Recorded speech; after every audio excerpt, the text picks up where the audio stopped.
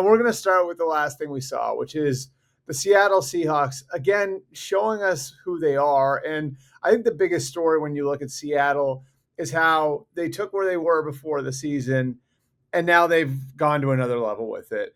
I felt the same way about the Seahawks. I felt about the Packers coming into the year, and people who've heard me talk about the Packers have heard this before. A lot of good young players. Can they become great? And I think what we're starting to see in Seattle is good young players elevating themselves, elevating the team. Charles Cross looks like a franchise left tackle. You see the running back duo of Walker and Charbonnet, a really, really good run game there. Jaxon Smith-Njigba becoming one of the best players at his position in all of the NFL. Sam Darnold, again, looks like last year was no fluke now. The touchdown throw he made to JSN right down the pipe with a Texans defender bearing down on him. One of the best throws I think we've seen all year. And so this Seattle team is now set up where they're even with the Rams, they're even with the Niners, and they're very much in that race because, again, they've got this core of young players, a lot of them coming from the capital, resulting from the Russell Wilson trade, elevating from good, promising players to very good or great players. That's JSN, that's Charles Cross, that's Zach Charbonnet, that's Kenneth Walker the third. That's on the defensive side of the ball. Guys like Devin Witherspoon, Reek Woolen, they've got a really good young core of players that should continue to elevate. I should mention Byron Murphy in there. And this is a team that's really good right now, as we saw last night, in beating a good Texans team that I think has a chance to take another step. All right, my second big takeaway from Week 7. The Lions are back where we thought they'd be. And to me, this is such a great example of how Week 1 tells us absolutely nothing.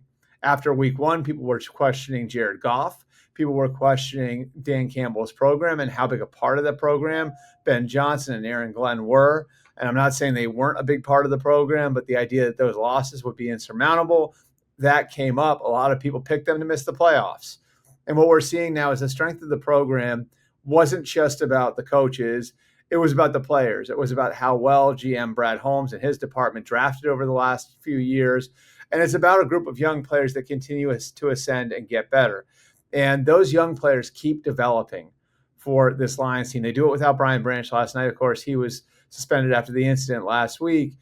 You look down the list, though. Aidan Hutchinson, one of the best young players at his position. Jack Campbell showing up in a lot of key spots. Amon-Ra St. Brown, the ultimate chain mover. Jameson Williams, I think, it wasn't a huge night for him last night, but we know what he can do and what he's becoming.